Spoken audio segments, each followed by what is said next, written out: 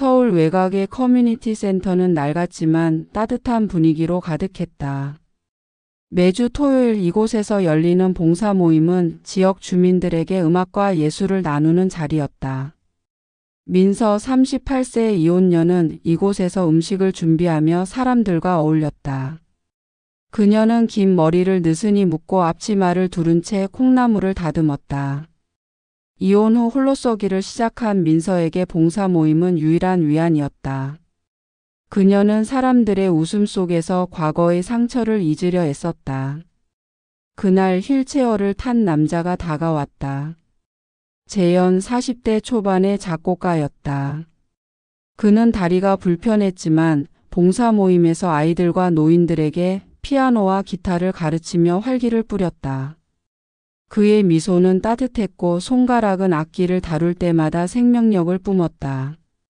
민서는 재현이 아이들에게 음악을 가르치는 모습을 보며 끌렸다. 둘은 자주 마주쳤다. 재현은 음악을 통해 사람들의 마음을 열었고 민서는 그의 열정에 매료되었다. 그는 부유했다. 작곡가로 성공해 강남의 넓은 아파트를 소유했고 그의 음악은 라디오에서도 들렸다. 하지만 민서가 그를 좋아한 건 돈이 아니었다. 재현은 그녀의 상처를 묻지 않고 그녀를 있는 그대로 받아줬다. 민서 씨 음악 들으며 커피 한 잔 어때요? 어느 날 봉사 모임 후 재현이 물었다. 좋죠. 근데 제가 커피 쏠게요. 민서가 웃으며 답했다. 그들은 카페에서 시간을 보냈다. 재현은 자신의 스튜디오로 민서를 초대해 음악을 들려줬다. 이 곡 어때요? 재현이 헤드폰을 건넸다. 피아노 선율이 민서의 마음을 어루만졌다. 너무 예뻐요. 재현 씨가 만든 거예요? 민서 씨 생각하면서 썼어요. 재현의 말에 민서는 얼굴이 붉어졌다. 갑자기 뭐예요? 그녀는 웃으며 고개를 돌렸다. 하지만 마음은 따뜻해졌다. 민서의 과거는 무거웠다. 20대 후반에 결혼한 전 남편 건우는 다정했지만 무책임했다. 일자리를 잃고 방황했고 민서가 생계를 책임졌다. 결국 지친 그녀는 이혼을 선택했다. 가족은 그녀를 비난했고 친구들은 멀어졌다. 봉사 모임은 그녀에게 새 시작이었다. 재현을 만나며 그녀는 다시 웃음을 찾았다. 2년 뒤 그들은 결혼했다. 소박한 결혼식엔 봉사 모임 동료들이 참석했다. 민서는 하얀 드레스를 입고 재현의 손을 잡았다. 민서야, 나랑 같이 행복할 거지? 재현이 웃었다. 늙어도 같이 웃자. 민서가 그의 손을 쥐었다. 강남 아파트로 이사한 그들은 행복했다. 재현은 민서에게 부족함 없는 삶을 약속했다. 하지만 아이는 그들의 유일한 아쉬움이었다. 재현의 건강 문제로 자연 임신이 어려웠고 둘은 시험관 아기를 선택했다. 병원 방문과 주사는 힘들었지만 민서는 희망을 놓지 않았다. 우리 아기 재현 씨 닮아서 음악 잘하면 좋겠다. 민서가 웃었다.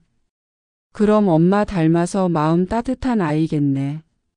재현이 답했다. 임신 소식이 왔다. 집은 웃음으로 가득 찼다.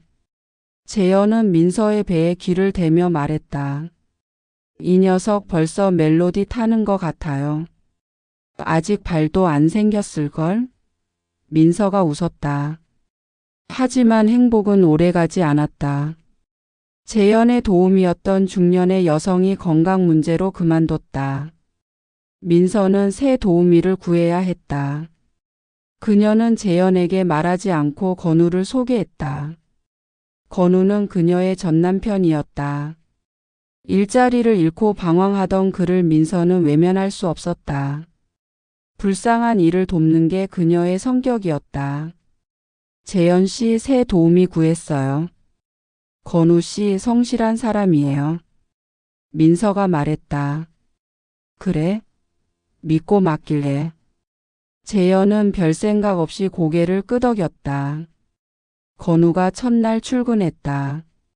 그는 청바지에 셔츠를 입고 어색한 미소를 띄었다. 민서는 문을 열어주며 침착하려 애썼다. 민서 오랜만이야. 건우가 조용히 말했다. 여기서 뭐해? 민서의 목소리가 떨렸다. 일자리가 필요했어.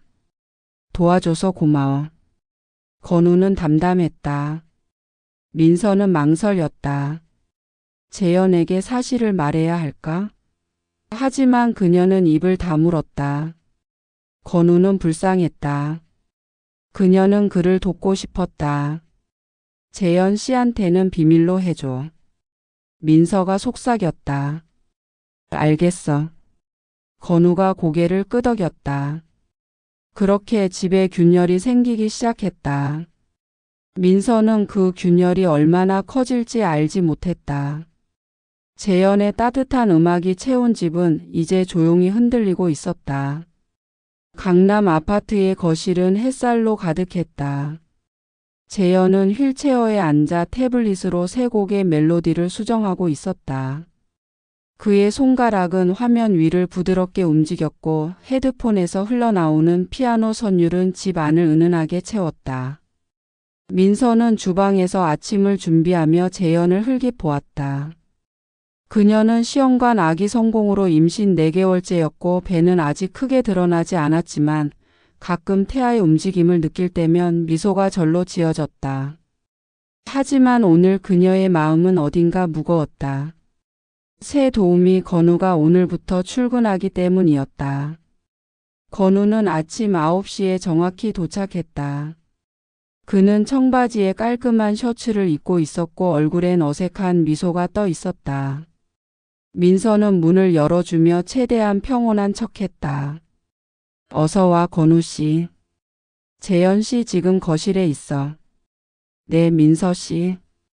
잘 부탁드릴게요. 건우의 목소리는 낮았지만 어딘가 긴장감이 묻어 있었다. 민서는 그의 눈을 피하며 고개를 끄덕였다. 건우가 재현의 도우미로 일 시작한 첫날 집안은 평소와 다름없이 조용했지만 민서의 가슴은 미묘한 파동으로 흔들렸다. 건우는 성실했다. 그는 재현의 휠체어를 부드럽게 밀며 이동을 돕고 스튜디오로 가는 길에 놓인 작은 장애물들을 치웠다. 재현은 건우의 손놀림에 만족스러운 미소를 지었다. 건우 씨 손이 빠르네요. 전에 이런 일 많이 해봤어요? 재현이 물었다. 뭐 여기저기서 이것저것 해봤죠. 건우는 대답을 얼버무리며 웃었다. 민서는 그 대화를 멀리서 듣고 있었다. 그녀는 건우가 과거를 드러내지 않으려 한다는 걸 알았다. 그리고 그게 낫다고 생각했다. 재현이 건우의 정체를 알게 되면 모든 게 복잡해질 터였다. 며칠이 지났다.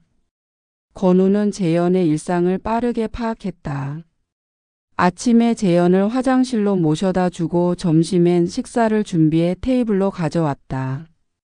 민서는 건우가 집에 있는 시간이 길어질수록 불편함을 느꼈다. 건우는 그녀의 전남편이었다.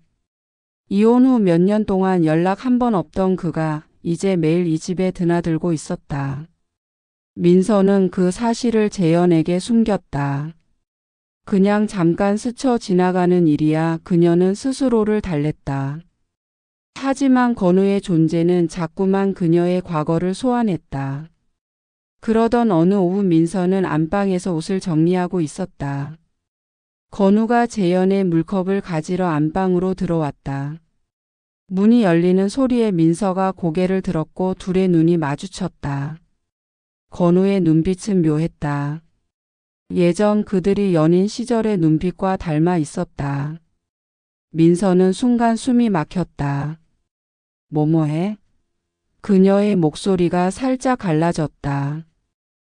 재현 씨 물컵 가지러요. 건우는 시선을 돌리며 대답했지만 그의 입꼬리에 미세한 미소가 스쳤다. 민서는 그 미소를 놓치지 않았다. 그녀는 급히 옷장으로 고개를 돌렸다. 그럼 빨리 가져가. 건우는 컵을 들고 나갔지만 민서의 가슴은 쿵쿵 뛰었다. 그 순간 재현이 안방 문 앞에 나타났다. 그는 휠체어를 조용히 굴려 들어오며 둘을 보았다. 민서와 건우의 눈빛, 그 짧은 순간의 긴장이 그의 눈에 들어왔다. 재현은 아무 말도 하지 않았지만 그의 눈썹이 살짝 찌푸려졌다. 그날 밤 재현은 민서에게 물었다. 건우 씨 좀 젊지 않아? 전에 있던 분이 더 익숙했는데. 민서는 재현의 말투에서 미묘한 불편함을 느꼈다. 그녀는 웃으며 대답했다. 젊어서 더 성실하지 않아? 재현 씨도 편하다고 했잖아. 그렇긴 한데 그냥 느낌이 좀. 재현은 말을 흐렸다. 민서는 그의 손을 잡으며 말했다. 걱정 마. 내가 잘 보고 있을게. 하지만 재현의 눈빛은 어두웠다. 그는 민서의 손을 가볍게 쥐었지만 마음 한구석에 의심의 씨앗이 싹트기 시작했다. 며칠 뒤 민서는 건우와 함께 마트에 장을 보러 갔다. 재현이 집에서 작업에 몰두하고 있을 때였다. 민서는 건우에게 재현의 간식을 사다 주라고 부탁했고 건우는 순순히 따라왔다. 마트의 복잡한 통로 사이 민서는 카트를 밀며 물건을 골랐다. 건우는 그녀 옆에서 농산물 코너를 지나며 말했다. 민서야, 예전엔 우리도 이렇게 장 봤었지. 민서는 멈칫했다. 건우 씨, 그런 말 하지 마. 왜? 그냥 옛날 생각났을 뿐인데. 건우의 목소리는 장난스러웠지만 눈빛은 진지했다. 민서는 고개를 저었다. 지금은 그때랑 달라. 제발 선 넘지 마. 건우는 웃으며 어깨를 으쓱했다. 알았어, 민서 씨. 마트에서 돌아오는 길 둘은 나란히 걸었다. 민서는 카트를 밀었고 건우는 무거운 짐을 들었다. 멀리서 보면 그들은 연인처럼 보일 수도 있었다. 민서는 그 사실을 의식하지 않으려 애썼지만 건우의 익숙한 걸음걸이와 목소리는 자꾸만 그녀를 과거로 끌어당겨. 그들은 모텔 같은 곳에는 가지 않았다. 민서는 그 점에서 스스로를 위로했다. 이건 그냥 도움일 뿐이야, 그녀는 생각했다. 하지만 재현의 의심은 점점 커졌다. 그는 민서가 건우와 마트에 간 날 우연히 창밖을 내다보았다.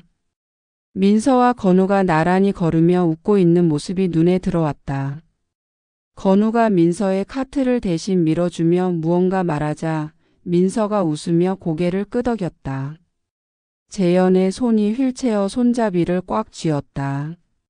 그는 전화기를 들고 조용히 번호를 눌렀다. 네, 탐정님. 부탁 하나 드릴게요. 탐정은 며칠 뒤 첫 보고를 보내왔다. 민서와 건우는 자주 마트에 갔고 가끔 공원에서 산책도 했다. 그들은 손을 잡거나 지나치게 가까이 붙지는 않았지만 그들의 대화는 친구 이상으로 친밀해 보였다. 재현은 보고서를 읽으며 숨을 깊게 들이마셨다. 민서야, 너 뭐 숨기는 거 있지? 그는 혼잣말로 중얼거렸다. 그의 눈에는 이제 민서의 미소가 낯설게 느껴졌다. 민서는 아무것도 모른 채 집으로 돌아왔다. 그녀는 재현에게 다가가며 말했다. 오늘 간식 사왔어. 재현 씨 좋아하는 초콜릿도. 재현은 미소 지으려 애썼지만 그의 눈빛은 차가웠다. 고마워, 민서야.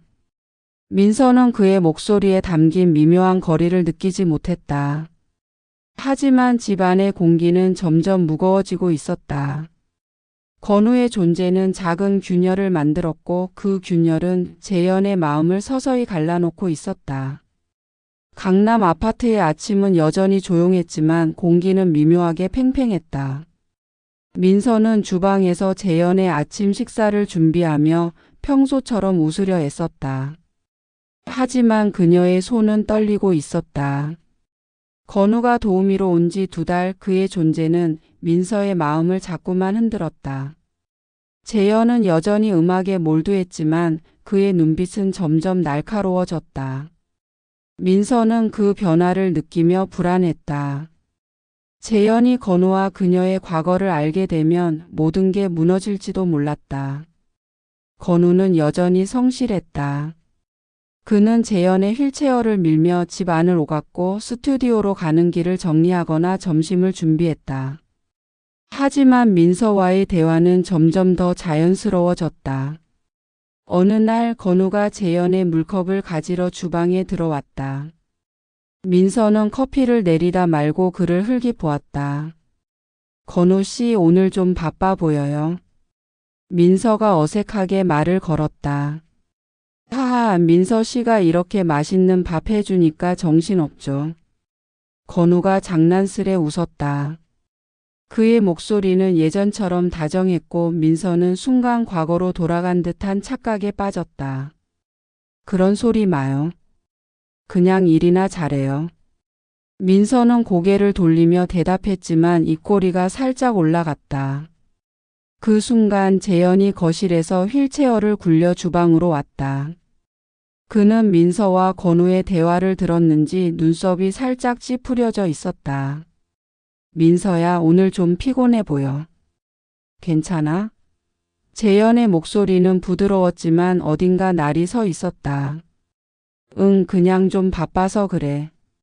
민서는 재빨리 미소를 지었다. 건우는 고개를 끄덕이며 물컵을 들고 나갔다. 민서는 재현의 눈빛에서 의심을 읽었지만 모른 척했다. 재현의 의심은 이미 깊어지고 있었다. 그는 민서와 건우가 마트에 함께 가는 모습을 몇 번 보았다. 그들은 손을 잡거나 지나치게 가까이 붙지는 않았지만 민서의 웃음은 재현이 아는 그녀의 모습과 달랐다. 어느 날 재현은 더 이상 참지 못하고 탐정을 고용했다. 김 탐정님, 민서가 최근에 어디 다니는지 누구 만나는지 좀 알아봐 주세요. 재현은 전화로 낮게 말했다. 걱정 마세요. 며칠 안에 보고 드릴게요. 탐정의 목소리는 자신만만했다. 탐정의 첫 보고는 재현의 가슴을 찔렀다. 민서와 건우는 자주 마트에 갔고 가끔 공원에서 산책했다. 그들은 연인처럼 보일 정도로 편안하게 대화를 나눴다. 재현은 보고서를 읽으며 손을 떨었다. 민서야, 너 뭔가 숨기는 거지? 그는 혼잣말로 중얼거렸다. 그의 머릿속은 혼란으로 가득 찼다. 민서가 왜 건우를 도우미로 소개했는지, 왜 그를 자주 만나는지 알 수 없었다. 민서는 건우가 자신의 전남편이라는 사실을 재현에게 숨겼다. 그녀는 건우를 불쌍히 여겼다. 이혼 후 건우는 일자리를 잃고 떠돌았다. 민서는 봉사 모임에서 우연히 그를 다시 만났고 그의 초췌한 모습을 보자 마음이 약해졌다.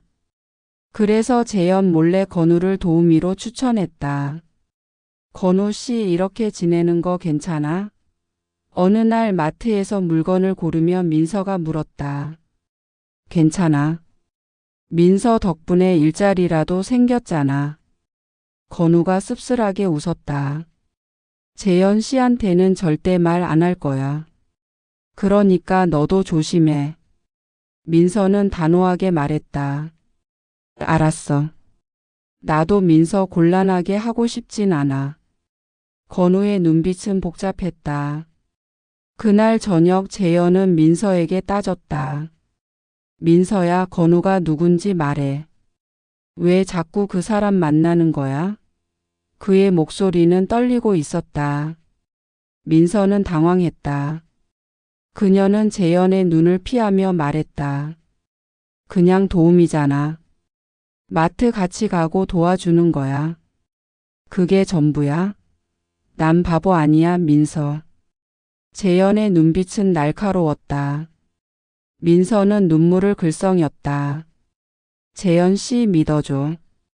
그냥 불쌍해서 도운 거야. 불쌍? 그 사람이 누구길래? 재현이 다그쳤다. 민서는 입을 다물었다. 그녀는 건우가 전 남편이라는 사실을 차마 말할 수 없었다. 대신 그녀는 고개를 숙이고 말했다. 미안해. 내가 잘못했어. 건우 해고할게. 민서는 건우를 해고했다. 하지만 재현의 마음은 진정되지 않았다. 민서의 외출은 여전히 잦았고 탐정은 그녀가 건우의 집에 계속 드나든다고 보고했다. 재현은 혼란스러웠다. 민서가 자신을 속였다는 사실이 그를 아프게 했다. 그는 민서를 사랑했지만 그녀의 행동은 점점 더 낯설었다. 민서는 건우를 해고한 뒤에도 그의 집을 찾았다. 그녀는 건우가 다시 일자리를 찾을 때까지 돕고 싶었다. 민서 이제 그만 와. 나 괜찮아. 건우가 말했다. 너 이렇게 살면 내가 마음이 안 편해. 민서는 고집스럽게 밥을 차렸다. 그들의 대화는 과거를 떠올리게 했다. 민서는 그게 연민이라고 믿고 싶었다. 하지만 재현의 의심은 점점 커졌고 진실은 서서히 드러나고 있었다. 집안의 공기는 점점 더 무거워졌다. 강남 아파트의 거실은 이제 더 이상 따뜻하지 않았다. 햇살이 창문을 통해 들어왔지만 집안은 차가운 침묵으로 가득했다. 민서는 재현의 차가운 눈빛을 피해 주방에서 설거지를 하고 있었다. 그녀의 손은 물속에서 바쁘게 움직였지만 마음은 무겁기만 했다. 건우를 해고한 뒤로 재현과의 대화는 점점 줄어들었다. 민서는 재현이 자신을 의심한다는 걸 알았지만 진실을 말할 용기가 없었다. 그녀는 건우가 전 남편이라는 사실을 숨기고 싶었다. 하지만 그 비밀은 이미 재현의 마음에 깊은 상처를 남기고 있었다. 재현은 휠체어에 앉아 창밖을 바라보고 있었다. 그의 손에는 탐정의 최신 보고서가 들려 있었다. 민서가 건우의 허름한 원룸에 드나들며 밥을 해주고 함께 이야기를 나누는 모습이 상세히 적혀 있었다. 사진 속 민서는 건우와 밥상을 마주 앉아 웃고 있었다. 그들은 연인처럼 보이지는 않았지만 그들의 친밀함은 재현에게 배신으로 다가왔다. 그는 보고서를 내려놓고 한숨을 내쉬었다. 민서야, 대체 왜 그는 혼잣말로 중얼거렸다. 그의 목소리는 떨렸고 눈가에는 분노와 슬픔이 뒤섞여 있었다. 민서는 여전히 건우를 돕고 있었다. 건우가 해고된 후 그녀는 그의 초췌한 모습을 외면할 수 없었다. 그녀는 불쌍한 이를 돕는 게 자신의 성격이라고 믿었다. 건우의 원룸에 갈 때마다 그녀는 쌀과 반찬을 챙겼다. 그의 집은 여전히 어수선했고 냉장고는 텅 비어 있었다. 민서는 한숨을 쉬며 밥을 차렸다. 건우 씨, 이제라도 일자리 구해야지. 이렇게 살면 안 돼. 민서가 김치를 썰며 말했다. 알아, 민서. 근데 너까지 곤란해질 텐데 왜 자꾸 와? 건우의 목소리는 낮았지만 진심이 묻어 있었다. 너 혼자 두면 또 방황할까봐. 민서는 고개를 숙이고 쌀을 씻었다. 그들의 대화는 과거를 떠올리게 했다. 민서는 건우와의 결혼 생활이 실패로 끝났지만 그의 불쌍한 모습에 마음이 약해졌다. 예전엔 우리도 이렇게 밥 먹었지. 건우가 조용히 말했다. 그만해. 그때는 끝났어. 민서는 단호하게 말을 끊었지만 그녀의 가슴은 미묘하게 흔들렸다. 그녀는 재현을 사랑했지만 건우를 돕는 일은 단순한 연민 이상으로 느껴졌다. 재현은 더 이상 참을 수 없었다. 그는 탐정과 함께 건우의 원룸으로 갔다. 낡은 아파트 복도에서 재현의 휠체어 바퀴가 삐걱거렸다. 탐정이 문을 두드리자 민서가 문을 열었다. 그녀는 재현을 보고 놀라 눈을 크게 떴다. 재현 씨? 여긴 왜? 민서의 목소리는 갈라졌다. 재현은 말없이 안을 들여다보았다. 건우가 부엌에서 밥상을 차리고 있었다. 그들은 연인처럼 보이진 않았지만 그 장면은 재현에게 충분히 아팠다. 민서야, 이게 뭐야? 재현의 목소리는 차갑고 날카로웠다. 아니야, 재현 씨. 이건 그냥. 민서는 말을 잇지 못했다. 그냥? 내가 바보로 보여? 재현의 눈빛은 분노로 번쩍였다. 탐정이 끼어들었다. 재현 씨, 민서 씨가 이 남자와 자주 만났습니다. 이 사람은 민서 씨의 전 남편 건우 씨입니다. 재현의 얼굴이 굳었다. 전 남편? 그는 민서를 노려보았다. 왜 말 안 했어? 왜 나를 속였어? 민서는 눈물을 글썽였다. 미안해, 재현 씨. 건우가 불쌍해서 그냥 도우려 했어. 불쌍? 그래서 날 배신한 거야? 재현의 목소리가 떨렸다. 민서는 고개를 숙였다. 배신 아니야. 그냥 건우가 망가지는 걸 볼 수가 없었어. 그럼 나는? 나도 너한테 불쌍한 사람이야. 재현은 휠체어를 돌려 문을 향했다. 집으로 가자. 할 얘기 많아. 집으로 돌아온 그날 밤 재현은 민서에게 이혼을 통보했다. 거실은 어두웠고 재현의 목소리는 낮고 단호했다. 민서야, 우리 끝내자. 더 이상 못 믿어. 민서는 눈물을 흘리며 애원했다. 재현 씨, 제발. 내가 잘못했어. 건우랑 아무 사이도 아니야. 그럼 왜 나한테 숨겼어? 왜 그 사람 집에 가서 밥을 차렸어? 재현은 그녀를 똑바로 보았다. 너는 그를 불쌍하다 했지만 난 너 때문에 불쌍해졌어. 민서는 무릎을 꿇고 울었다. 미안해, 내가 다 잘못했어. 제발 우리 아기 생각해서라도. 하지만 재현의 마음은 이미 굳어 있었다. 아기는 내가 책임질게. 하지만 너랑은 더 못 살아. 며칠 뒤 민서는 짐을 쌌다. 그녀는 재현의 차가운 눈빛을 견딜 수 없었다. 재현은 그녀가 떠나는 모습을 창밖으로 지켜보았다. 민서의 뒷모습이 멀어지자 그는 조용히 눈을 감았다. 민서야, 왜 이렇게 됐어? 그는 혼잣말로 중얼거렸다. 그의 손은 휠체어 손잡이를 꽉 쥐고 있었다. 민서는 작은 원룸으로 이사했다. 그녀는 배를 쓰다듬으며 혼잣말을 했다. 아가야, 미안해. 엄마가 다 망쳤어. 그녀는 건우를 다시 만나지 않았다. 하지만 그녀의 마음은 여전히 무거웠다. 건우를 도운 건 연민이었지만 그 연민이 그녀의 모든 걸 무너뜨렸다. 재현은 텅 빈 아파트에 홀로 남았다. 그는 피아노 앞에 앉아 건반을 눌렀지만 소리는 나오지 않았다. 그의 음악은 민서와 함께 사라진 듯 했다. 그는 창밖을 보며 생각했다. 내가 너를 너무 사랑했나 봐. 바람이 창문을 스치며 쓸쓸한 소리를 냈다. 집은 이제 텅 비었고 재현의 마음도 마찬가지였다. 민서는 서울 외곽의 작은 원룸에서 홀로 아침을 맞았다. 그녀의 배는 이제 제법 불러 있었다. 이혼 후 6개월 그녀는 시험관 아기로 얻은 아이를 품고 조용히 살아갔다. 재현과의 결혼은 끝났지만 민서의 마음은 여전히 그와의 추억으로 가득했다.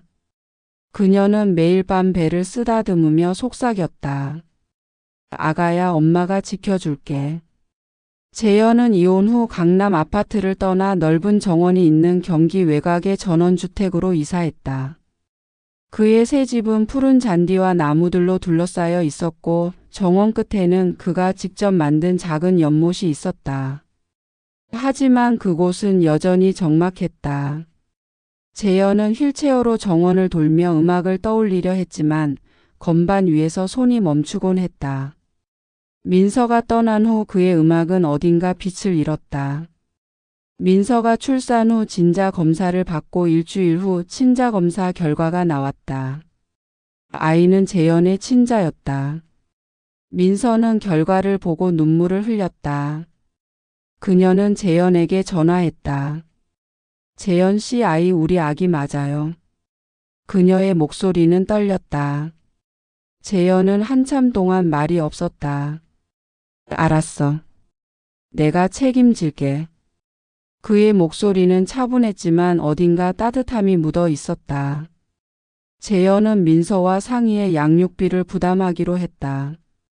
그는 매달 일정 금액을 민서의 계좌로 보냈다. 민서는 그 돈으로 아이를 키웠다. 그녀는 아르바이트를 하며 생활을 꾸렸지만 재현의 지원 덕분에 아이에게 부족함 없이 해줄 수 있었다. 아이가 태어난 후 재현은 한 달에 한 번 아이를 만나기로 했다. 첫 만남은 민서의 원룸 근처 공원에서 이루어졌다. 재현은 휠체어에 앉아 작은 유모차를 바라보았다. 아이는 그의 눈을 닮아 맑고 깊은 눈동자를 가지고 있었다. 민서는 아이를 안고 조심스럽게 다가왔다. 재현 씨, 얘 이름은 하윤이에요. 민서가 조용히 말했다. 하윤 예쁜 이름이네. 재현은 아이의 뺨을 쓰다듬으며 미소 지었다. 그의 손은 떨렸지만 아이를 보는 순간 마음이 녹는 듯 했다. 건강하게 잘 크고 있어요. 민서가 말했다. 내가 잘 키우고 있으니까. 재현은 민서를 잠깐 바라보았다. 그의 눈빛에는 여전히 아픔이 남아 있었지만 원망은 덜해 보였다. 그들은 공원 벤치에 앉아 하윤을 바라보았다. 아이는 작은 손을 뻗으며 웃었다. 재현은 하윤의 손을 잡으며 말했다. 하윤아, 아빠가 좋은 음악 들려줄게. 민서는 그 말을 듣고 살짝 미소 지었다. 재현 씨, 아직도 작곡해요? 가끔. 요즘은 하윤 생각하면서 쓰고 있어. 재현의 목소리는 부드러웠다. 매달 한 번 재현은 하윤을 만나러 왔다. 가끔은 민서가 하윤을 데리고 재현의 전원주택으로 갔다. 정원에서 하윤은 재현의 무릎에 앉아 나무와 꽃을 구경했다. 재현은 하윤에게 피아노 소리를 들려주며 말했다. 이거 아빠가 만든 곡이야. 나중에 하윤이도 음악 좋아할까? 민서는 멀리서 그 모습을 보며 조용히 눈물을 닦았다. 민서는 건우를 더 이상 만나지 않았다. 그녀는 하윤을 키우며 새로운 삶을 시작했다. 가끔 재현과 마주칠 때 그녀는 예전의 잘못을 떠올리며 마음이 아팠다. 하지만 하윤의 웃음은 그녀에게 힘을 주었다. 재현 씨, 하윤이 잘 키울게요. 어느 날 민서가 말했다. 알아. 너 잘할 거야. 재현은 미소 지으며 고개를 끄덕였다. 재현은 전원주택에서 홀로 밤을 보냈다. 정원의 바람 소리가 그의 음악을 대신했다. 그는 하윤을 생각하며 새 곡을 쓰기 시작했다. 그 곡은 예전처럼 화려하지 않았지만 깊은 따뜻함이 담겨 있었다. 그는 창밖을 보며 중얼거렸다. 하윤아, 아빠가 좋은 세상 보여줄게. 민서와 재현은 더 이상 부부가 아니었지만 하윤이라는 끈으로 이어져 있었다. 그들의 삶은 상처로 시작했지만 아이의 웃음 속에서 새로운 희망을 찾고 있었다.